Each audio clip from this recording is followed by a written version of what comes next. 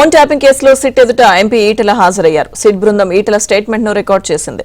ఇక phone tapping కేసులో మొదటి బాధితుడిని తానేనని ఈటెల అంటున్నారు. తన కుటుంబ సభ్యులు, డ్రైవర్లు, గన్మెన్ల ఫోన్లు ట్యాప్ చేశారని ఆరోపించారు.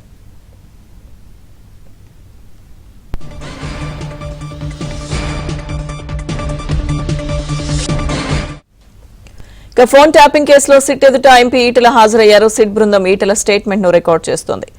అప్డేట్స్ మా ప్రతినిధి మణికంఠ అందిస్తారు. మణికంఠ, ఫోన్ ట్యాపింగ్ కేసులో విజిలెన్స్ కేసులో సిట్ ఎదుట ఈటెల రాజేంద్ర హాజరయ్యారు. కొద్దిసేపటి కోసమే సిట్ కార్యాలయం చేరుకున్న ఈటెల రాజేంద్ర తన కార్యకర్తలు అలాగే ఇతర నేతలతో పాటు విజిలెన్స్ కేసు చేరుకున్నారు. ఈ కేసులో ఫోన్ ట్యాపింగ్ కేసులో ఈటెల రాజేంద్ర గతంలో కూడా కొన్ని ఆరోపణలు చేశారు. ఫోన్ ట్యాపింగ్ లో మొదటి బాధితుల్ని తనేనంటూ కూడా చెప్పుకొచ్చారు.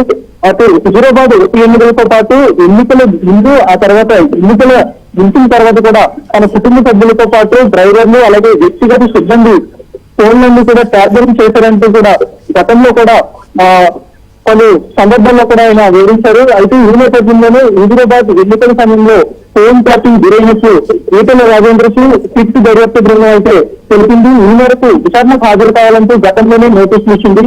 ఈ నోటీసుల మేరకు నేడు సిట్ ఎదుట హాజరై ఈటెల రాజేంద్ర తన వాగ్మూలాన్ని ఇవ్వబోతున్నారు. సిట్ అధికారులు కూడా పూర్తిగా కూడా దీనిపై అతని నుంచి స్టేట్మెంట్ అయితే రికార్డ్ చేయనున్నారు. ఈ కేసులో ప్రధానంగా ఇప్పటి వరకు వివిధ రాజకీయ నాయకులు అలాగే పార్టీకి సంబంధించిన పలువురు నేతల్ని కూడా సిట్ అధికారులు వాళ్ళ యొక్క వాగ్మూలాన్ని కూడా స్టేట్మెంట్ రికార్డ్ చేశారు. ఆ స్టేట్మెంట్ ఆధారంగా ముందు ఎలాంటి చర్యలు తీసుకోవాలని సిట్ అధికారులు కూడా భావిస్తున్న పరిస్థితి కనబడుతుంది.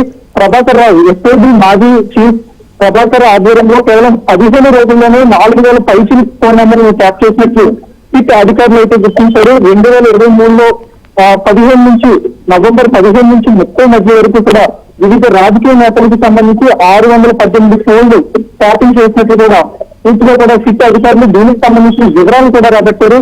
మరోవైపు మునుగోడు ఎన్నికల నుంచి సుమారుగా 2023 అసెంబ్లీ ఎన్నికల వరకు పూర్తిగా కూడా ఈ ట్యాపింగ్ జరిగినట్లు సిట్ అధికారులు బృందం అయితే గుర్తించింది. దీనికి అనుగుణంగానే ప్రతిదీ కూడా ప్రతి ఒక్క విషయాన్ని కూడా సిట్ అధికారులు పూర్తిగా కూడా సమాచారం రాబడుతున్నారు. ఇప్పటికే సుమారుగా 30 మంది నేతల నుంచి కూడా స్టేట్మెంట్ కూడా రికార్డ్ చేసింది. ప్రతి ఒక్కరు ఈ కేసులో బాధితులు అని చెప్పుకోవచ్చు. అయితే సిట్ అధికారులు మాత్రం ఆ బాధితుల్ని సాక్షులుగా పరిగణించి వాళ్ళ యొక్క స్టేట్మెంట్ ని రికార్డు చేస్తున్నారు. గతంలో ఫోన్ ట్యాపింగ్ జరిగినప్పుడు ఎలాంటి పరిణామాలు ఎదుర్కొన్నారు అని కూడా సిట్ అధికారులు అయితే పూర్తిగా కూడా దర్యాప్తులో పొందుపరుస్తూ ఉన్నారు. అటు ఎలక్షన్ టైంలో కావచ్చు, ఎలక్షన్ ముగిసిన తర్వాత కూడా ఏవైతే పార్టీ నేతలకు సంబంధించి వాళ్ళందరినీ కూడా ఫోన్ ట్యాపింగ్ చేశారు. ఆ సమయంలోనే ఎక్కడికి వెళ్తున్నారు అనేది కూడా ప్రతిదీ కూడా తాము ఎక్కడికి వెళ్తున్నా సరే పూర్తిగా కూడా తమపై కదలికలు ఉంచారు. ఆ కదలికల ఆధారంగానే ఫోన్ ట్యాపింగ్ ఆధారంగానే